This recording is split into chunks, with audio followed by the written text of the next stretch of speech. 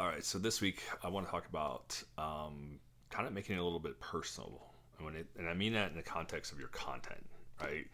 Because the overall goal is to to connect, and to do that, it's being able to relate, be more relatable. It's one of the things I've noticed around some of the great content that I'm seeing out there that's absolutely amazing is that people who are building this content, whether it's technical content or it's non-technical content, doesn't matter, is that they put a little like touch of like them as a person into the content. Now, we all put our ourselves in our work. And I'm not calling anybody out for not giving it their all when they're building content. That's not what I'm saying.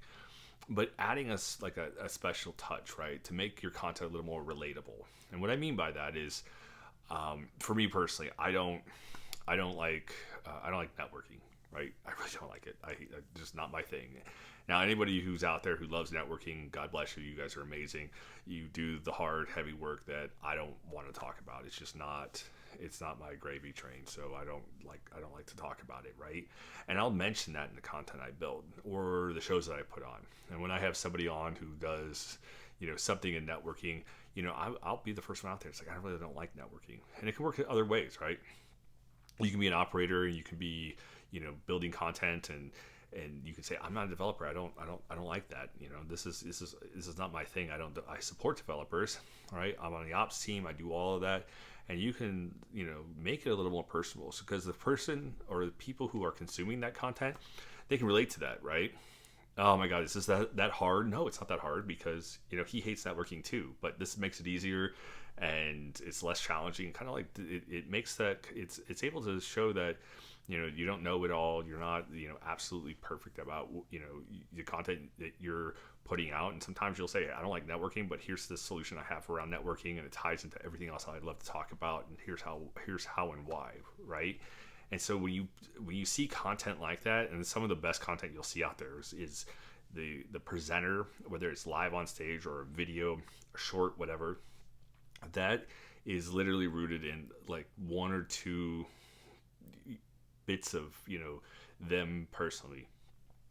Some people love networking, they love programming, and they're all together, and they won't say that, and they will claim to be amazing and awesome, and that's their prerogative. But the ones that relate better, and I've noticed that people really attract to, are the ones that are it just kind of makes them feel like it's okay not to like one or two things. This guy doesn't like it, and I'm listening to his content, and it's great, right?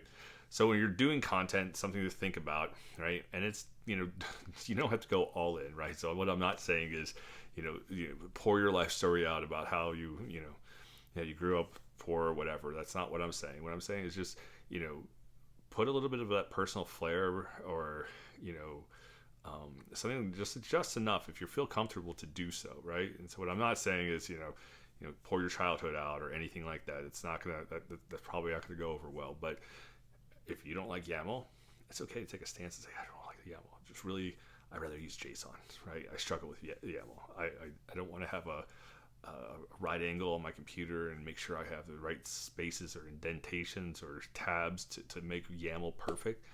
Let someone know that it's okay to connect, and then talk about how you not say overcome it, but just kind of like put that one little thing aside and push forward.